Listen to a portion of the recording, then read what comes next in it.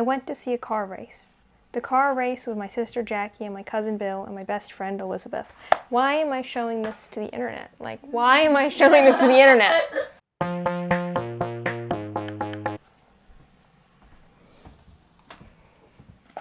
I've wanted to be a writer since I was maybe born.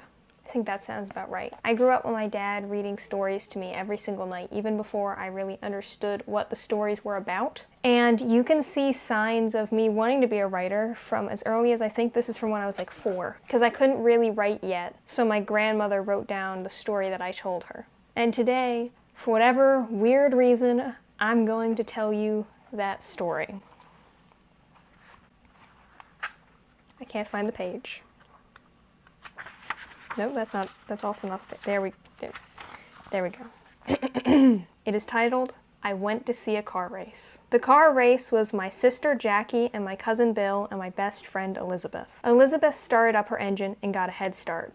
Jackie and Bill did the same thing. They got a loser start. They drove and drove, trying to get ahead of Elizabeth, my best friend, in case we've forgotten from the previous page. Elizabeth won. The end. It's even illustrated.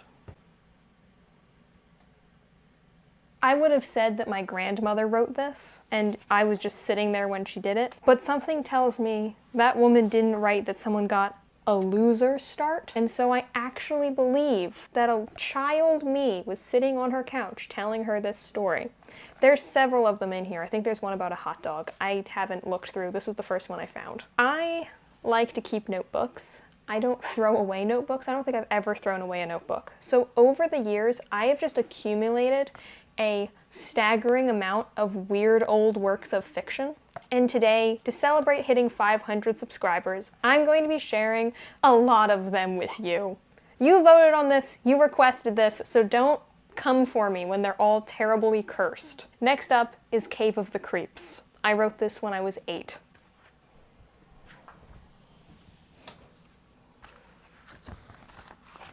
When I was little, I was an artist.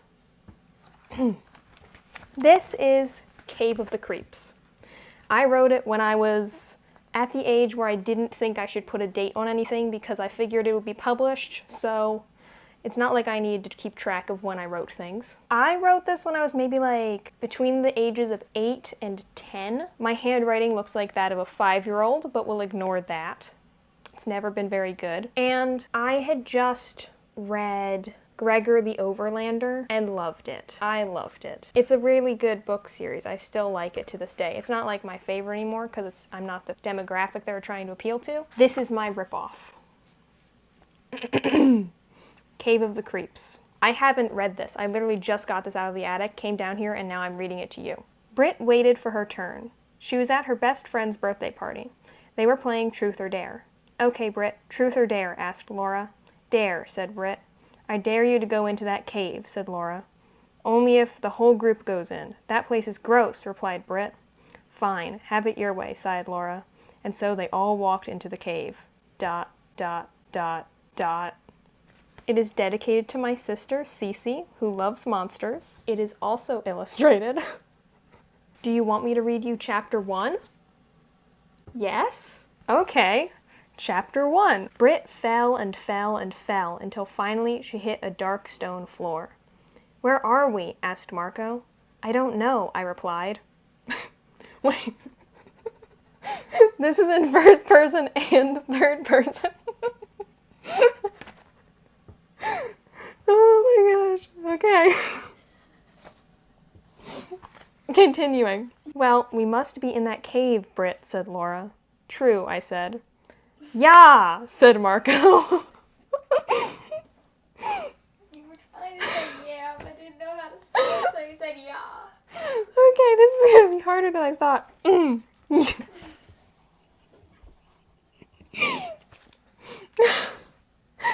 moment. I haven't seen this since I was like 12. Okay.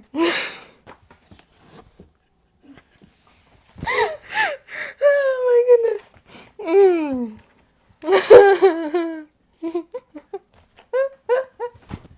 Some time later. later. Yeah, said Marco. There was probably a hole in the ground we didn't see. Just then, there was a growl from deeper in the cave. Warning, graphic depiction of a zombie coming up. Do note that this was written by an 8-year-old, but this 8-year-old was trying really hard to be gritty and terrifying and write a horror novel. Guys, said Marco, what was that?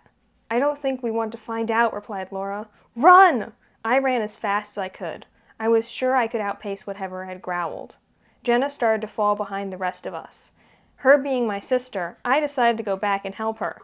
Oh, that's nice. Then I saw it. The thing made the noise. It had long, dark hair. She wore a tattered blue dress and jeans. The beast had greenish skin and her eyes rolled back into her head. Drool dripped from in between parched lips. She was a walking nightmare. Keep in mind that I had never watched Walking Dead, but this was at the phase where my best friend was 3 years older than me and was obsessed with Walking Dead, so I pretty much knew everything that happened. The creature stumbled along in a slow jog. Jenna increased her pace, but she had twisted her ankle climbing a tree. This happened a couple days ago. I put this in parentheses, just like, this happened a couple days ago, there's a reason. And the thing, capitalized, could still outpace her. That's when it happened. The creature lunged, outstretched arms catching Jenna's ankles and pulling her to the floor of the cave. It pulled herself forward. It pulled herself? Okay. It pulled herself forward. I doubled back to help, but was too late. The beast bit her arm. Jenna shrieked as her body started to convulse. I maybe shouldn't have been 8 when I wrote this. I watched the transformation in horror. Light skin turned grayish and raw. Lush lips turned cracked and dry. Her brown eyes rolled back into her head, and she staggered to her feet, a mindless puppet, her only thoughts, to kill me! Nate ran as fast as he could. Lily, no one knows what she is. What? Lily is gonna be an integral part of the storyline. She's really weird. She's a weird... You'll get to You it. read it? Yeah, Okay, so apparently my sister read this. like partially. Nate ran as fast as he could. Lily, in parentheses, no one knows what she is, was chasing him and his group once again. A telepathic beast that was as close as they could ever get to figuring out what she was. But whatever she was fast. That's such a random segue. So we're with Britt as she watches her sister be turned into a zombie, and then suddenly we're from Nate's point of view, and that was third person again, and it's talking about a different character. Maybe Lily is the thing? If so, this is Lily. Just in case you wanted an illustration, I was pretty sure I was going to be an artist someday. Okay, my sister says that this will all be explained in the next couple chapters because apparently Lily and the zombie are different, and I should have read this book. Okay, no, this is Lily. In case you were wondering, I'm sorry, I was confused. Lily is a telepathic beast that wants to control your body. I can't tell if that's a note to myself as the author or part of the story, so I just read it to you. Nate ran, Jamie on his right side, Theo on his left. Mace was right behind him, while Alice was in the rear. Just then, Lily increased her pace to a trot. We had to increase to a run. Full-on run! Theo tripped and fell. Mace urged us to keep running. I could hear his screams as we turned a corner and left Lily's domain. What happened to Britt? That was it wasn't like we switched chapter, which is like next paragraph. Okay. Oh, okay, we're back to Britt now. Britt was still traumatized after seeing her sister's transformation. They had found a stream and were setting up camp. What? Okay. All backpacks in the pile, said Laura. Oh, I had also read The Hunger Games recently, so I was obsessed with survival stuff. Okay, Marco, and Tex replied, adding their bags to the pile. I tossed mine over. Thanks, Britt, said Laura. So we have, and then I go into a full-on list in the book. 1 notebook, a set of matches, an apple, a water bottle, a romance book, a sandwich, a pencil, and a book on foraging for mushrooms. Because most children carry those with them at all times. Let's start a fire, said Marco. Okay, said Laura, go find some driftwood. So, if you're as confused as me, comment a flower down below to represent Lily. Chapter 2. Should I continue? Yes? Okay. Chapter 2. Hazel sat by the fire. She knew that this was her last night staying with the Flutterbats. She nor anyone else in her group wanted to leave. The bats had been so kind to them. Wow, I really am just ripping off Gregor the Overlander. But things were changing. A war was brewing. The portals to the outside world were opening up. Other people would be entering. Betsy's search and rescue would be needed, and lava monsters would be waking up. The creatures would be roaming, spiders were always a danger, and Lily would be more active than usual. Marco soon came back with his arms full of driftwood. We let it dry out for about 10 minutes and then lit a fire. We don't have much to work with, said Laura. Yeah, agreed Tex. We need food. We have the book on mushrooms, stated Marco. He always looks on the bright side. We could try fishing, I said. We found a river. True, said Laura. Hey, let's make this our camp, said Marco. Okay, agreed Laura. Brit's fine. Her sister's a zombie. They don't know what happened. They're now by a stream, and suddenly monsters aren't a problem anymore. She's fine. They're gonna make a camp. It's gonna be a fun sleepover. Nate was tired and scared. He was sad that Theo had been turned. Just then, his group came across their camp. It was a mess. The Shriekers must have been up and about. They started to fix it. I think I must be missing a page here. But that's just the segue. And then we just jump to another place. Hazel followed Betsy, Luke, Leo, and Jessica. Betsy was the leader. Luke was Betsy's brother. Leo was the goofball, and Jessica the snob. Thanks for the rundown. They made a great team. Really? None of them were scared of the beasts that roamed the cave. Hazel had started to study them. This is what she knew. Lava monsters are evil creatures with fire powers. They look like people with fire instead of hair. Creatures are mindless, undead people. They crave blood. Spiders are, well, giant man-eating spiders. Lily is a telepathic being. She takes control of people and uses their bodies to kill other people. They are all very dangerous. But we save people from them. That's why they call us a search and rescue team. Chapter 3. I think the pacing in this novel is the best I've ever achieved. It's not. Please don't think my writing is still this bad. Chapter 3. Brit was bored. Just bored. Not traumatized by her sister's death. That's because she's depressed and won't let her think about her. She won't let herself think about how depressed she is. Are you attached to Brit? You're defending this book. No. No. My sister is a Cave of the Creeps fan. I just want you all to know that. No, please no. Chapter 3. Brit was bored. Just bored. She was blocking all thoughts of Jenna, forcing herself to be bored. The fire was warm. Marco had built up a large pile of driftwood. Laura had been dubbed leader. Tex had organized the supplies. I was in charge of collecting mushrooms. Once again, we flip-flopped between third and first person. We had found 3 edible types so far. I was bored of mushrooms. We'd eaten the apple and sandwich. The river gave us water. Nate had finally finished putting up tents. Camp was done. The tents were made out of spinner's hide and spinner silk. They were huddled around a fire.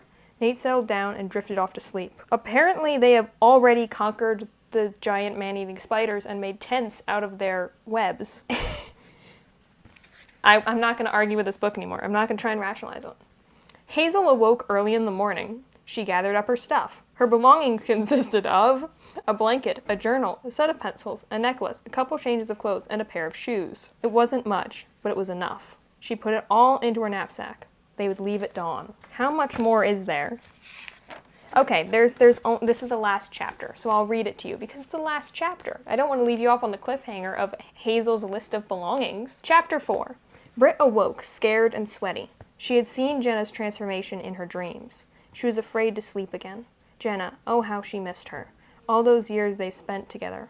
All those games, chats, classes. They had been 2 peas in the same pod. Sisters, friends, pals, buddies for life. I didn't know what I'd do without her. Nate sat in his tent.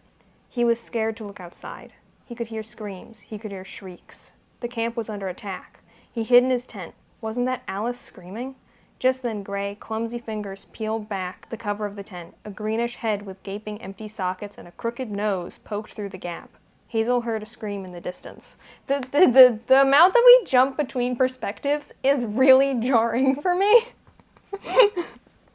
Hazel heard a scream in the distance. Her team would not be able to get there in time. They set off in the other direction. What? What happened to the search and rescue team? Okay. Their cowardly search and rescue team. She heard a shriek. The creatures must have found a camp. Nate ran. All the tents had an escape flap at the back. He saw Jamie fall to his knees as 3 shriekers converged on him. Mace was running toward him. He slowed so she could catch up. She waved him on. They would both make a clean getaway. Britt heard the noise of a bat's wings, except it doubled. She peeked outside the tumble of boulders they now called home. What? Time jump. Okay. They're all in different groups, I think. Oh, so there's several groups of them. I was assuming they were all in one group. Oh The perspectives thing is really hard for me, okay? A giant, bright blue, sparkly bat greeted her. Oh my god, gasped Britt. Laura, Tex, and Marco awoke with a start. Hello, my name is Shimmer. I'm a flutter bat. Hello, I stuttered. Why, hello to you too. I am a male, in case you were wondering, replied Shimmer with a hint of sarcasm. Mace and I met up in the forest. It's not a real forest, just a cavern full of rock formations that looked like trees. What happened back there? I asked Mace. Now we're back with Nate. The Shriekers must have snuck upon us from the west, replied Mace. They were soundless until they attacked. Is it just me, or are they getting smarter? I asked, rather freaked out. I have no idea, said Mace. And that is where the book ends, because I never finished it. I could have sworn there was a gnome. I'm pretty sure there is a gnome at some point. Oh wait, here's another book I wrote. The Testian Trials. The Test Trials? Wow, that's... I won't subject you to that right now. Let me know if you want that one later. Because right now, we have to move in a Cave of the Creeps style time jump, like 7 years in the future.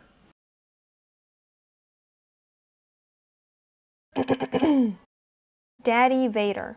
Even Darth Vader must have a soft spot. In this collection of short stories, meet Vader, Leia, and New Guy. Watch them embark on a series of excitingly comedic adventures. Can Darth Vader fight his dark side training long enough to be the father Leia deserves? Picture it. I'm 15 years old. I've just read the Darth Vader comics and become obsessed with them. And I write this. Yep. Daddy Vader, issues 1 through 5. Today, I'm going to read you the first one. Daddy? Yes, Leia? Will you read me a story? Not today, sweetie. Please, Daddy? Fine. 10 minutes later. The only things in this blasted library are battle records. I have to find her a book. Huff, huff, huff. Huff, huff. This is such a cliffhanger. No. Huh? Huff, huff. Vader, what are you? No time, Tarkin. Almost there. Oof. Skid. I made it. It's called Shifter. You've got to be kidding me. Oh well. Wow. Let's just take a moment for these illustrations and mourn them, because this should be potentially burned. Except also, I sort of love it. I think there's 4 more short stories. Each are about the same length.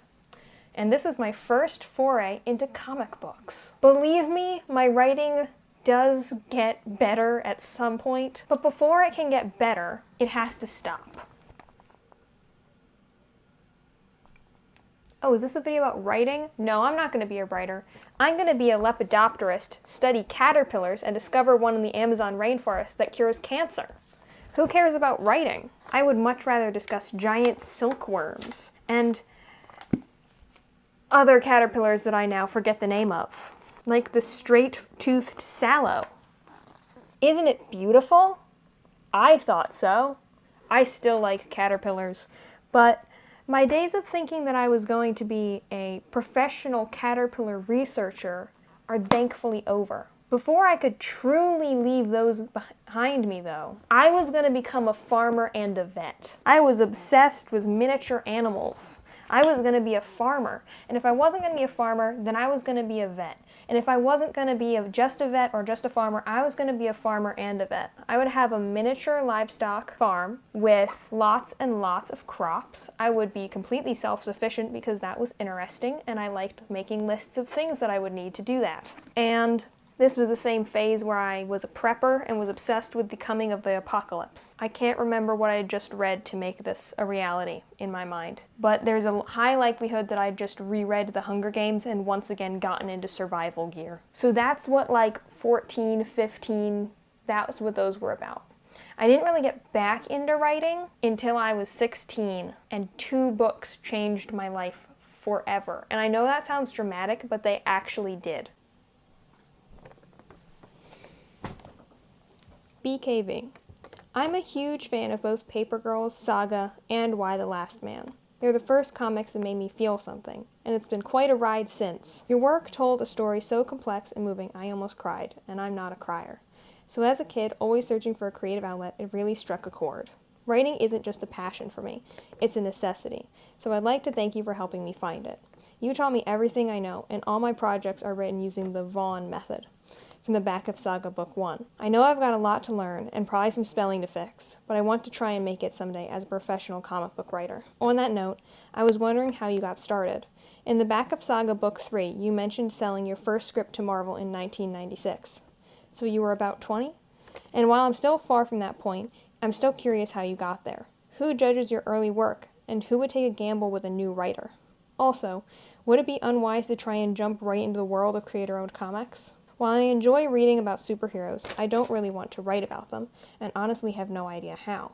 I have stacks of notebooks filled with sci-fi fantasy stories, featuring everything from galactic politics to cyborg witches. But each one is more of a decided story with a clear end instead of an unending villain after villain sort of a story. I know this is a long letter, at least I think it is, and you have a life, so if you don't respond, that's fine. I just wanted to let you know I really admire your work and appreciate your style. May your Star Whacker never crash and your Heartbreaker never stall. Ash. This is my fan letter to Brian K. Vaughan. I wrote it when I was 16. I had just read Saga. It's an amazing book. And, I never sent it because it's bad. It's really bad. But honestly, it's sort of true.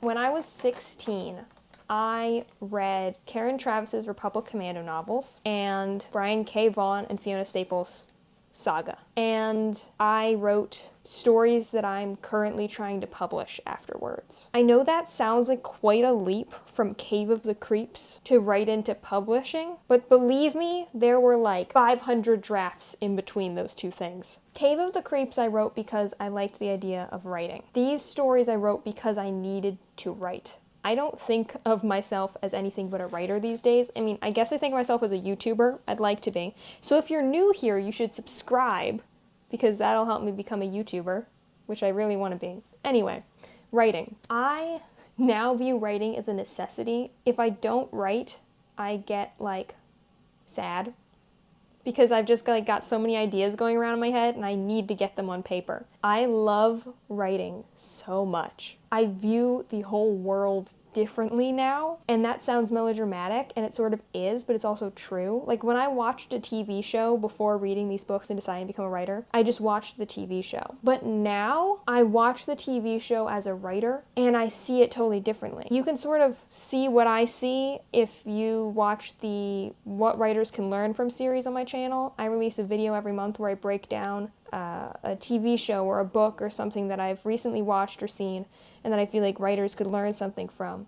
And that's really how I've learned. I've just watched stories and I've read stories and I've just absorbed them, and it's made me such a better writer that Cave of the Creeps is like, who wrote that? I'm usually pretty hard on myself when it comes to writing, especially publicly, because I don't want to come off as like arrogant. So I think that I come off as almost like self-depreciating. And I really do think that my writing is good though. I don't think it's perfect. I don't think I'm going to be a best-selling author right out the gates, but I think that if I keep working at it, I will have stories that are worth reading, and I will be able to tell them in a way that is worth reading. I think that that's going to take a lot of work, but I'm willing to put in that work. And that's what my channel is all about. It's about showing you the process. And I never make a video on something that I don't feel like I'm actually figuring it out. I didn't make my How to Write Romance video until after I was writing a romance and started to figure out how to make it work. So my channel is very much, as I figure things out, I share them with you. I'm not claiming to be an expert, but I do think that you can learn a lot just from absorbing information, and I like to share what I have learned with you. And every little thing that I've learned is because I read these books. So we can now move on to 16-year-old me, writing the stories that will one day be published.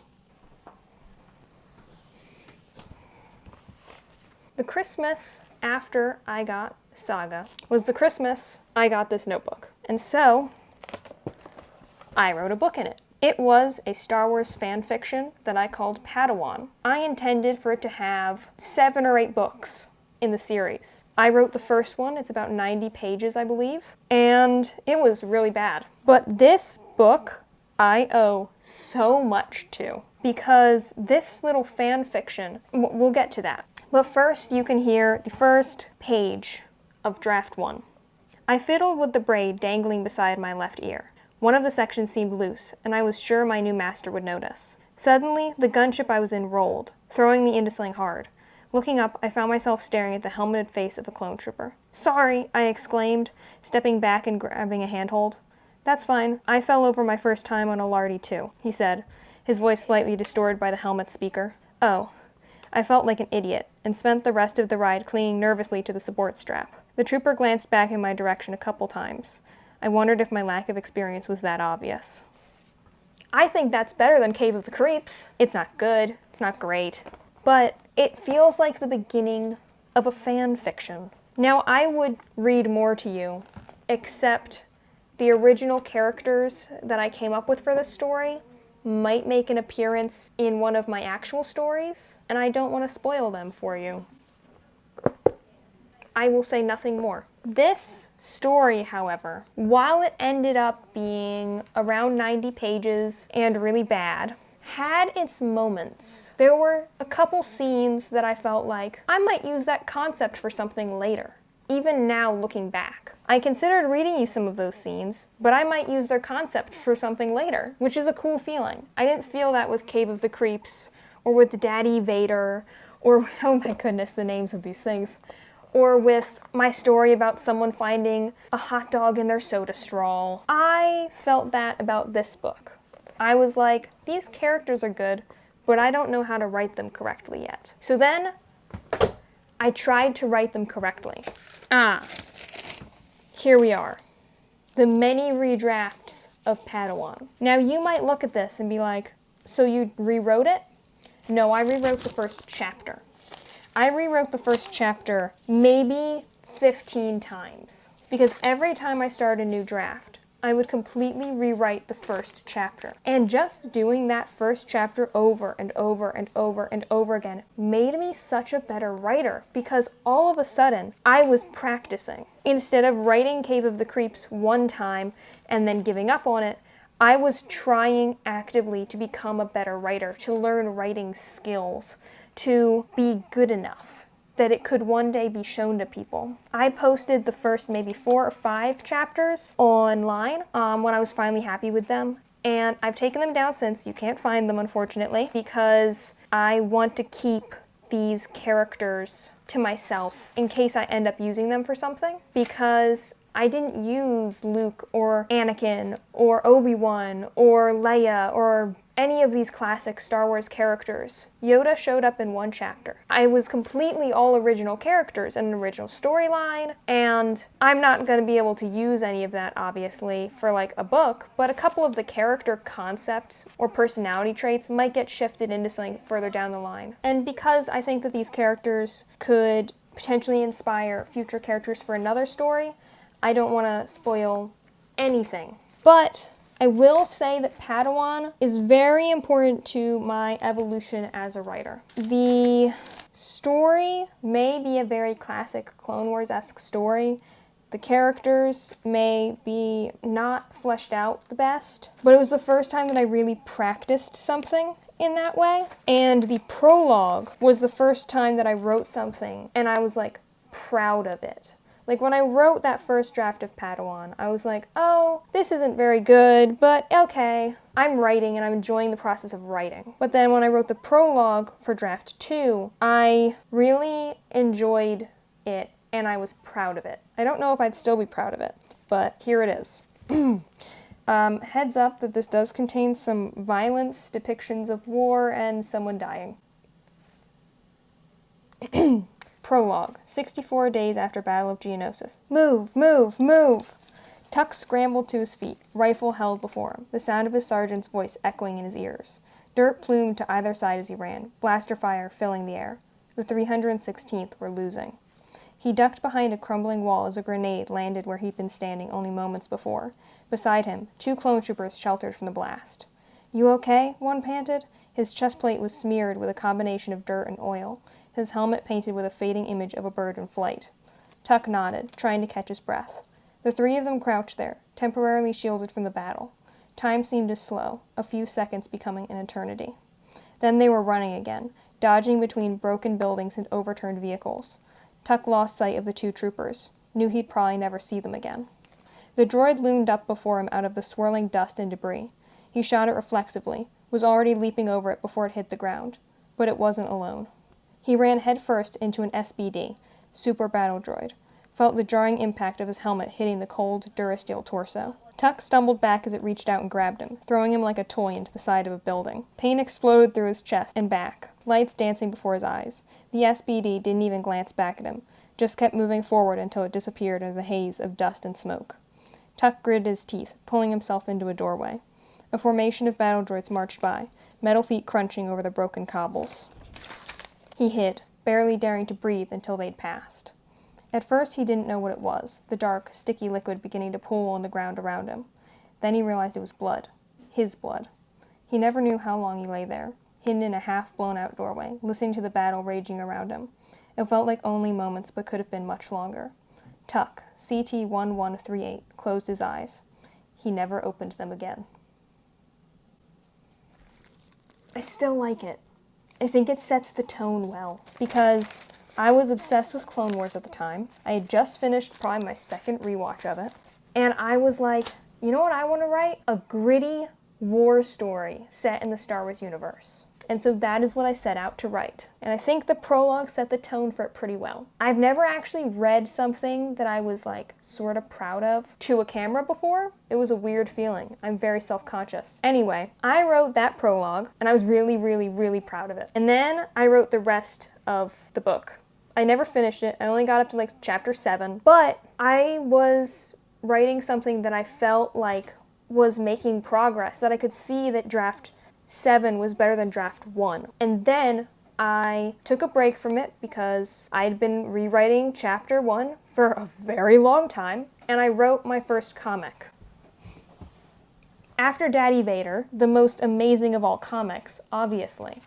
But this time I wrote a book I will not say the name of because it's actually going to get a rewrite. This book series I actually think is written terribly, but has the potential story-wise and character-wise to become good. So I currently have plans to write this somewhere between being 30 and 40. And for that reason, I will only be spoiling the first page. But this is the first page of a book of a comic that I wrote when I was 16.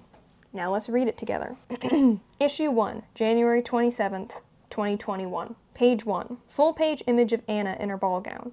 The dress is a pale blue with layers of violet draped over it. Her auburn hair is put up in an elaborate bun.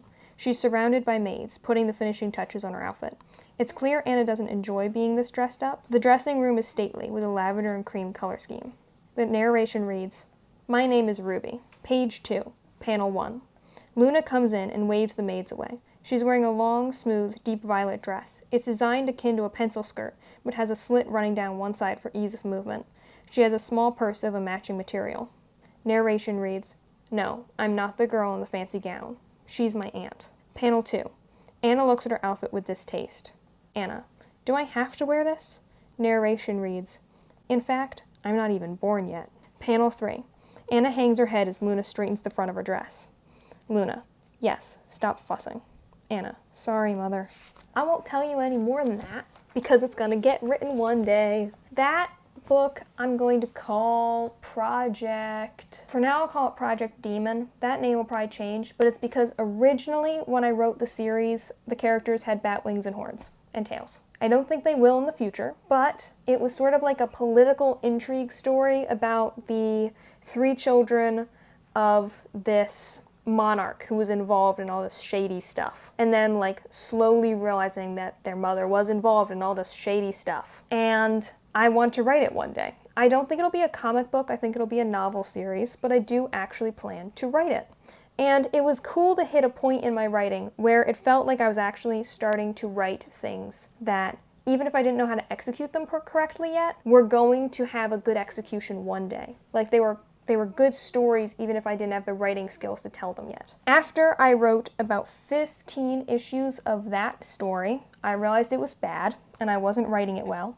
So I moved on to a different series, which I can't read you because the first scene is still the first scene, unchanged, for my comic series Project Punk, which I'm currently in the process of trying to get published. How cool is that? A lot has changed. Pretty much every scene except the first scene has changed, but the first scene remains the same. I can see it right here. I can see a lot of it. I wrote a lot of it. That's cool. It is a cyberpunk story exploring the themes of family, both the one you were born into and the one that you find along the way of living. Hopefully you'll be able to read it sometime within the next couple years because I'm currently working on collaborating with an artist, and there will be a video coming out about that once I'm sure that I'm going to be working with this artist moving forward. If you want to learn more about that, you can check out the playlist I will link up above, all about the writing and creation of Project Punk. The first video in that series is the first video on that on my channel ever. So if I seem a little bit stiff on camera and the audio's not very good and the lighting is terrible, that's why. I liked the idea that that playlist would be authentically the beginning of my channel and the beginning of me trying to publish my book. And that is what it is. You can see the vlogs steadily get better, so the future vlogs should be even better because, you know, it's the actual evolution of my channel in there. Project Punk has come so far. It's really exciting to be able to see it because when I first wrote it, the first scene was good. I kept that. I still have that even now, 3 years later. But pretty much everything else was a little bit off. And it just took me rewriting and rewriting and rewriting and rewriting. And again, that's really what I'm gonna say is like the number one way to get better as a writer is just to write. It's pretty much got the Padawan treatment. I was like, oh, this is a story that I feel really passionate about telling, but I don't have the writing skills to tell it yet. So I just rewrote it over and over again until it was good enough. And now I think it's good enough. I called draft 3 good enough. But to get to the point where there was a draft 3 took me approximately 2 years. I finished draft 3 when I was 18. I'm trying to publish draft 3 now. So that shows just how much my writing has evolved in that time. Now these are little snippets of things that I can read to you that bridge the time between being 16 and 17. They were not good enough to ever be turned into anything. They were just, once in a while, I wanted to sit down and write the beginning of a novel that I was never going to finish because I enjoyed writing the beginnings of novels. I liked coming up with first scenes. It's always been my favorite thing to do, is coming up with first scenes and last scenes. And so my writing method is usually I come up with a first scene, I come up with the last scene, and then I fill in how they got there. So here is the first scene of a book with no name. When you're a child, apocalypse is just a funny word, something to pretend and play at in your backyard with your friends. Whatever it is you're imagining, be it zombies, vampires, or something more sinister, you're never really afraid. And if you are, Mom is always right there to run back to. She'll pat your head and hold you tight, tell you that everything's okay, that it's not real. When you're a teenager, grown up enough to feel fear but still young enough to ignore it, apocalypse is something to wish for. You watch shows about it, make plans with your friends, where you'll go, what you'll do, who you'll bring, who you won't. Somehow your parents are never included in these schemes, but that's sort of the point. When you're grown up though, then no one calls it apocalypse anymore. Not Armageddon either. It's the end of the world, then, and it's not something to laugh about. It's a threat looming over your head. The plague, World War III. As an adult, dying seems far too real. So real that you make fun of it. Tell yourself it could never happen, not in your lifetime at least. You mock the games you played as a kid, the plans you make as a teen. It's safer to think of apocalypse as something in books and movies, just another story. Well, here's my story, one of apocalypse. That's not melodramatic. That sounds very fun to write though. I really like writing melodramatic things. Then there was the phase where I decided I'm gonna try and make my books sound like a writer. Chapter 1, Arrival. It was a cold, brisk morning, and the clouds of steam rising from my coffee mingled with the ones formed by my breath. I clasped the mug in both hands, desperate to leach all the warmth from it that I could. December had always been my favorite time of year, what with the holidays and, of course, snow. But there was something melancholy about it as well that spoke to this day in particular. I had already said my goodbyes the previous evening, so the entire day stretched blankly before me now while I waited. I had initially planned to spend it with friends, most likely at a pub, but had since decided against it, knowing how awkward it would be on the eve of my departure. Better I called them once I was settled in, not spend an evening trying to convince them all I hadn't lost my mind. Because, honestly, I wasn't entirely convinced myself that I hadn't. My throat's getting dry from all this reading. I wrote that when I was maybe 17. And this was a time when I don't think my writing was necessarily at its peak. I probably haven't reached my peak yet. You know, I'm still practicing, I'm still learning. But it was at a point when I felt like the stuff I was writing sounded like someone trying to be a writer and not a little kid pretending to be a writer. I felt like I was making progress, like I was practicing. And then we hit 18. And at the age of 18, I finally ditched the hat because I had discovered that what I actually wanted was short hair and not a bob with a bun in the back hidden under a hat so it seemed like I had short hair. It's so obvious looking back. I am now 18. I have finally cut my hair off the way I should have a long time ago. I'm at the peak of my nerd interests because I'm fully embracing being a dork. And I wrote this gigantic stack of comic books. This is just 6 issues. 6 issues, each 20 pages long. Oh, I don't like math. 120 pages. This is Project Punk's Draft 2. Draft 1 was in a notebook back when I was still trying to come to terms with my handwriting. Draft 2 was in here. I wrote it on my computer, I printed it out, and it's beefy. It was really bad, but a lot of the scenes were actually good. So let me explain how it's bad and good. A lot of the scenes were awkward, and I didn't notice that, but then some of the scenes were really good, in my opinion. And so Draft 3 was all about reading through this giant stack and deciding which ones were good and which ones were awkward, and realizing how to tell the difference. That's a satisfying sound. I was like 17, 18 when I wrote those. So then we get to 18, 19. I dress the same because I haven't evolved out of my nerd phase yet, and I don't think I ever will. My cool phase was actually the caterpillar stage, and the dork phase is the butterfly.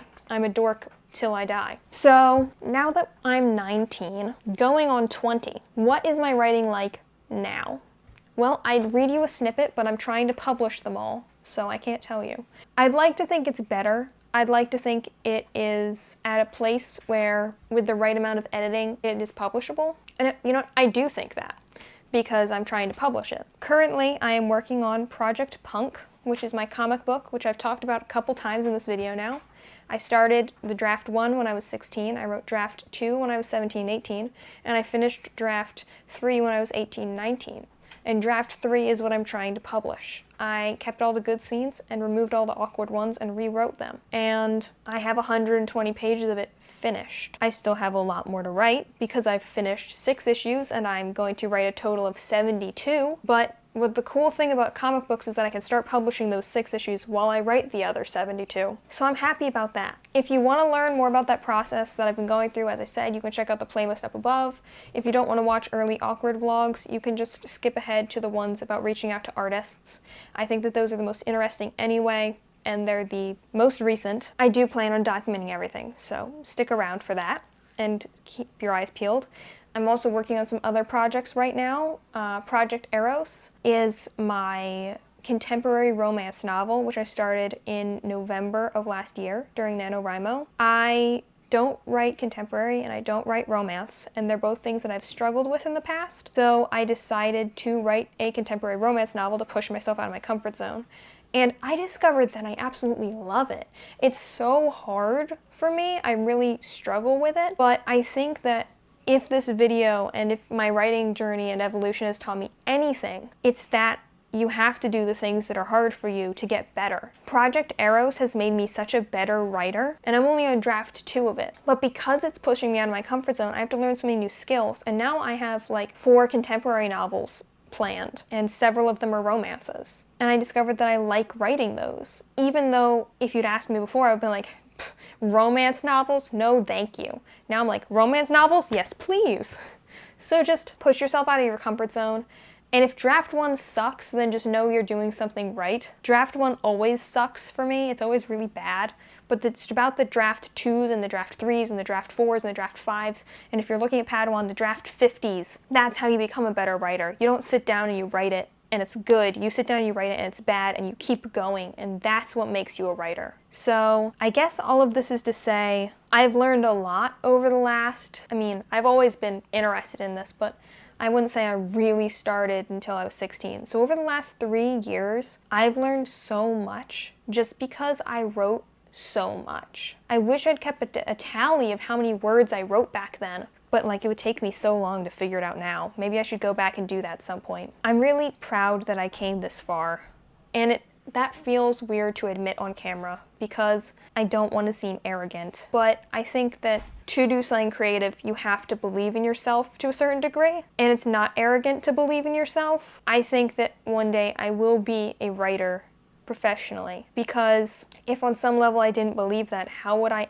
ever achieve it, you know? So all of this is to say thank you for helping me hit 500 subscribers. Based on the amount that I've filmed, this video might be like an hour long, so if you're still here at the end of it, wow, thank you so much. Comment like 500, the number 500 down below, cause you're a real one. And I hope you enjoyed this video. I enjoyed filming it immensely. I don't think I really realized how much my writing had evolved until I started filming this, but I've been talking for going on 3 hours, and I really need a drink of water. So I will see you on the next page. I'm like getting slightly emotional. I'm happy. I'm so happy right now.